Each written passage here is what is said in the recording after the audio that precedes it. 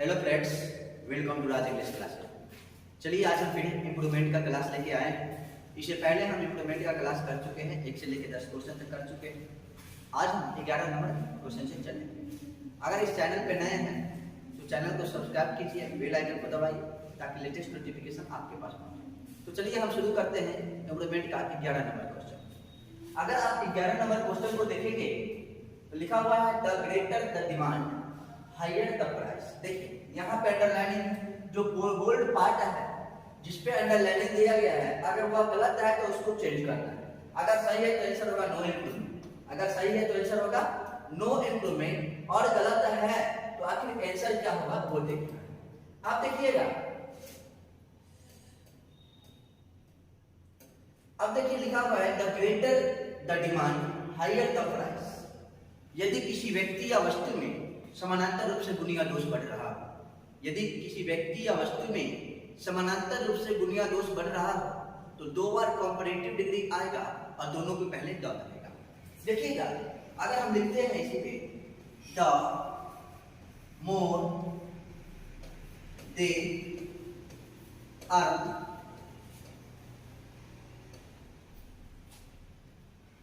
More they spend, तो ये sentence गलत हो जाएगा।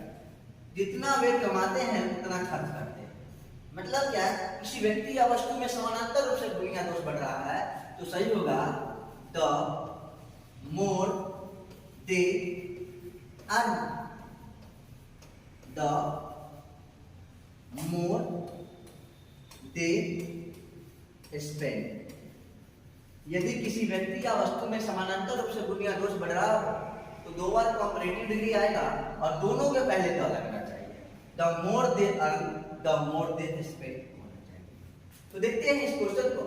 कह रहा है the greater the demand, the greater ठीक है, यहाँ पे द डिमांड हायर, हायर के पहले द लगना चाहिए। हायर के पहले क्या लगना चाहिए? द हायर द प्राइस का, द हायर द प्राइस। तो ये हाई तो हो गई नहीं, the higher the higher the price, option number 1। यदि किसी व्यक्ति या वस्तु में समानांतर रूप से गुणिया दोष बढ़ रहा हो तो 2 बार कंपैरेटिव डिग्री आएगा और दोनों के पहले द लगेगा। The more they earn, the more they spend गलत है, the more they earn, the more they spend सही है। अगर इसी में लिखा रहता मोर they earn more they spend गलत होगा। इसी तरह the greater the demand the higher the price होना चाहिए, इसलिए ऑप्शन नंबर होगा ठीक। चलिए नेक्स्ट क्वेश्चन देखते हैं। अगला क्वेश्चन देखिएगा, लिखा हुआ है the workers went on a strike asking for better पे एंड सर्विस। अब देखिए कह रहा है स्ट्राइक पे वर्कर्स किया। स्ट्राइक पे कब कौन जाता है? कोई भी चीज को बेटर पे और सर्विस के मांगने के लिए जाता है, ठीक ना। कंडीशन को आप देखिएगा, सर्विस कंडीशन कर रहा है the workers went on a strike asking for better pay and service condition। अब देखिए यहाँ पर asking for, ask for मतलब मांगना होता है, ठीक है। लेकिन जब आप स्ट्राइक करके किसी चीज को मांगते हैं इसका मतलब आप जबरदस्ती मांग रहे हैं, आपको दे दिया नहीं जा रहा है। सिंपल तौर पे आप किसी चीज को जबरदस्ती हड़ताल करके मांग रहे हैं, डिमांड कर रहे हैं। वहां पे अगर किसी चीज की मांग के लिए आप हड़ताल करते हैं तो डिमांड का प्रयोग करते हैं।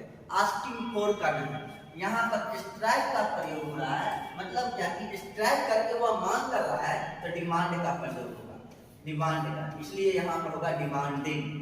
आस्किंग फॉर की जगह डिमांडिंग। रिक्वेस्टिंग मतलब नहीं हो सकता है क्योंकि ये रिक्वेस्ट नहीं कर रहा है यहाँ पर, क्योंकि स्ट्राइक दिया गया इसलिए रिक्वेस्ट नहीं हो सकता, होगा डिमांडिंग, ऑप्शन नंबर बी।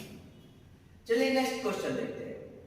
जब नेक्स्ट क्वेश्चन देखते हैं तो यहाँ पर देखिए कह रहा है I prefer like to write than to walk।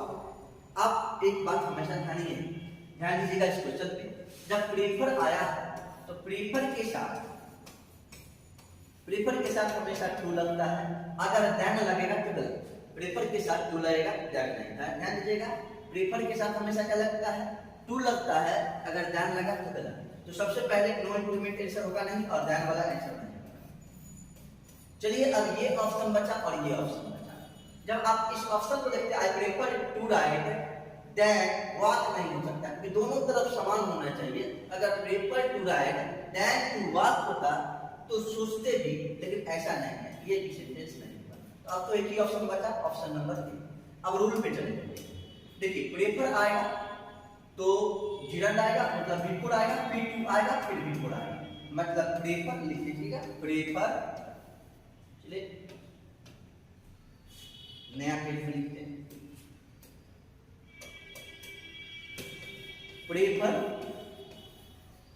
Plus two, prefer plus gerund plus two plus gerund, इस टाइप में स्ट्रक्चर बनेगा। प्रेफर प्लस जिरंड मतलब before plus two plus before. अब आ जाइए क्वेश्चन पे, prefer plus gerund two plus gerund, option number होगा ए, option number A. चलिए next question देखते हैं।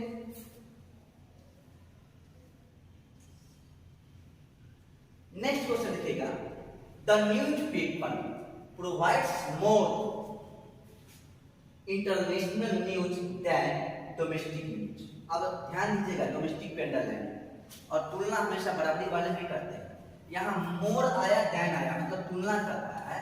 और देखिए किसके तुलना, इंटरनेशनल न्यूज के तुलना नेशनल न्यूज से होना चाहिए, डोमेस्टिक न्यूज से नहीं, इसलिए यहाँ पर होगा नेशनल न्यूज। न्यूज तो दिया गया, डोमेस्टिक की जगह नेशनल होगा। इंटरनेशनल न्यूज की तुलना किससे हो रहा है, नेशनल न्यूज से। ऑप्शन नंबर होगा ए। नेक्स्ट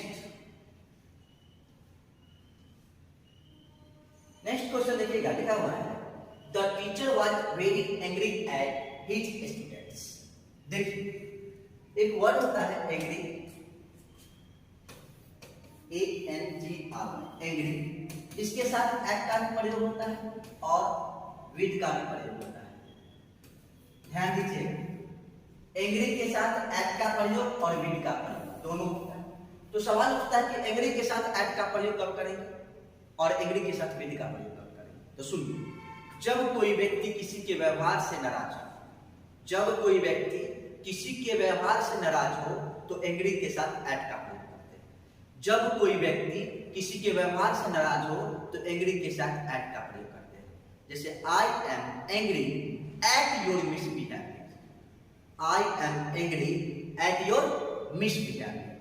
जब कोई व्यक्ति किसी के व्यवहार से नाराज होगा तो एंग्री के साथ एट का प्रयोग करेंगे, और जब कोई व्यक्ति किसी व्यक्ति से नाराज होगा तो एंग्री के साथ विद का प्रयोग करेंगे। Example, I am angry with Sita, I am angry with Gita.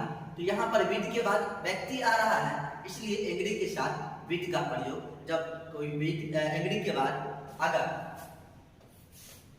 कोई व्यवहार आए तो एंग्री के साथ एट का प्रयोग, मतलब जब कोई व्यक्ति किसी के व्यवहार से नाराज होगा तो एंग्री के साथ एट का प्रयोग करते हैं, और जब कोई व्यक्ति किसी व्यक्ति से नाराज होगा तो एंग्री के साथ विद का प्रयोग करेंगे। जब कोई व्यक्ति किसी के व्यवहार से नाराज हो एंग्री के साथ एट का प्रयोग, और जब कोई व्यक्ति किसी व्यक्ति से नाराज होगा एंग्री के साथ विद का प्रयोग। चलिए नेक्स्ट क्वेश्चन देखिए, the teacher was very angry at his student. His student पर व्यक्ति आया है तो एंग्री एट नहीं, एंग्री विद होगा। आंसर हो जाएगा option number A, option number A. चलिए नेक्स्ट क्वेश्चन देखिए। Next, the black out of the agreement. Black out मतलब जानते हैं, वैसे ब्लैक आउट नहीं होना चाहिए, क्वेश्चन मिसरीड है, बैक आउट होना चाहिए।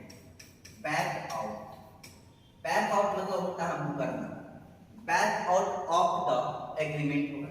यहाँ पर बैक आउट होना चाहिए, तो बैक आउट मतलब होता है मुकरना, बैक आउट मतलब मुकरना। अब देखिएगा कह रहा है वह एग्रीमेंट से मुकर गया, नहीं, गेव हिज फुल सपोर्ट, पूरा सपोर्ट दिया, ऐसा भी नहीं होगा। रिकंसीडर द पॉइंट मतलब पॉइंट को पूरी तरह से समझा, ऐसा नहीं। यहाँ आंसर है विथड्रॉ हिज सपोर्ट टू, मतलब वह अपना समर्थन वापस लिया, अपना समर्थन वापस लिया। ऑप्शन नंबर होगा 3, ऑप्शन नंबर 3। चलिए नेक्स्ट क्वेश्चन देखते हैं।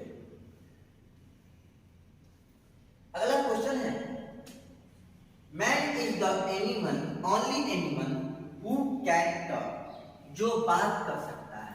देखिए यहाँ पर हु आया है और हु का एनिमल है, तो ये एनिमल जीव जंतु होता है या मानव भी होता है, मानव होता है। तो यहाँ मैन की बात हो रही है और man is the only animal, मतलब मैन ही ऐसा प्राणी है जो बात कर सकता है। मानव की बात हो रही है और जब मानव वाक्य का सब्जेक्ट हो तो हु का प्रयोग करते हैं रिलेटिव प्रोनाउन के रूप में। जब मानव वाक्य का सब्जेक्ट हो तो रिलेटिव प्रोनाउन के रूप में हु का प्रयोग करते हैं, इसलिए आंसर हो जाएगा no improvement, no improvement. Next देखिएगा क्वेश्चन, नेक्स्ट क्वेश्चन अब देखिए, he did not know the answer, I did not either, neither का सबसे पहले तो नोट लगा हुआ है और neither लगा हुआ है, ये डबल निगेटिव है, इसलिए ये तो नो इम्प्रूवमेंट आंसर नहीं होगा। डबल निगेटिव एक साथ नहीं होता है, डबल निगेटिव एक साथ नहीं होता है। he did not है, did पास्ट में है, ये पास्ट में है तो प्रेजेंट वाला आंसर नहीं होगा, इसका मतलब ये भी आंसर नहीं होगा। तो 3 और 4 नंबर ऑप्शन तो कट गए, बचा अब 1 होगा या 2 होगा। तो सबसे पहले देखिएगा यहाँ पर he did not know कर रहा है द आंसर और मैं भी नहीं, दोनों में से कोई भी आंसर नहीं जानता है। तो यहाँ पर निगेटिव वर्ड होना चाहिए, तो either did I नहीं होना चाहिए, either did I नहीं होगा। अगर यहाँ पर I did either होता तो होता भी, लेकिन either did I करा, ये भी आंसर नहीं होगा। इसका मतलब होगा neither did I, neither did I। क्यों है? क्योंकि अगर कोई भी सेंटेंस निगेटिव वर्ड से शुरू होता है तो पहले हेल्पिंग वर्ब उसके बाद सब्जेक्ट आता है, इसलिए यहाँ पर neither did I होगा। ऑप्शन नंबर होगा ए, ऑप्शन नंबर ए। चलिए नेक्स्ट क्वेश्चन देखते हैं। देखिएगा करा when the owner offered it, the peon denied it। सबसे पहले डिसलाइक मतलब नापसंद करना होता है, डिक्लाइन मतलब इनकार करना, डिसओबे मतलब आज्ञा न मानना, और एक डिनाइड मतलब भी इनकार करना होता है। देखिए डिनाइड का अपोजिट मीनिंग एडमिट होता है, डिनाइड का अपोजिट मीनिंग एडमिट होता है और डिक्लाइन का अपोजिट मीनिंग एक्सेप्ट होता है। ध्यान दीजिए, डिनाइड का दोनों मतलब इनकार करना होता है, डिनाइड और डिक्लाइन मतलब इनकार करना। एडमिट का अपोजिट मीनिंग डिनाइड और एक्सेप्ट का अपोजिट मीनिंग डिक्लाइन। मतलब जब कहीं आप जाते हैं प्रवेश करने के लिए, वहां मना कर रहा है तो डिनाइड का प्रयोग करेंगे। जब आप प्रवेश करते हैं और वहां मना कर रहा है तो डिनाइड का प्रयोग करेंगे। जब कोई वस्तु आपको कोई दे रहा है, जब कोई व्यक्ति कोई वस्तु आपको दे रहा है, कोई चीज दे रहा है, तो वहां पर और वहां पे इनकार कर रहे हैं तो डिक्लाइन का प्रयोग करेंगे। इसलिए यहाँ पर देखिएगा when the owner offered tea, the peon denied it। offered tea, tea दे रहा है मतलब चाय दे रहा है, उसको ऑफर कर रहा है तो फिर भी वो मना किया, सिंपल सी बात है। जब मालिक टी ऑफर किया तो पियून क्या किया, इनकार कर दिया, मतलब लेने से इनकार किया, इसलिए डिक्लाइन आंसर होगा ऑप्शन नंबर 2। चलिए नेक्स्ट क्वेश्चन देखते हैं। देखिएगा do you remember his phone number, मतलब क्या आपको उसका फोन नंबर याद है। मुझे ऐसा आई डिड सस्पेक्ट सो, सबसे पहले कि प्रेजेंट में, क्या चीज में है, प्रेजेंट में है, तो आंसर पास्ट वाला नहीं, तो नो इम्प्रूवमेंट आंसर नहीं हो सकता, इम्प्रूवमेंट करने की जरूरत है। और आई सस्पेक्ट सो, ये तो पहले ही कर दिया। Don't think, I did don't think कर रहा है, सो मुझे ऐसा नहीं लगता है। आई डोंट थिंक, थिंक वाला आंसर है क्योंकि यहाँ पर थिंक चाहिए। और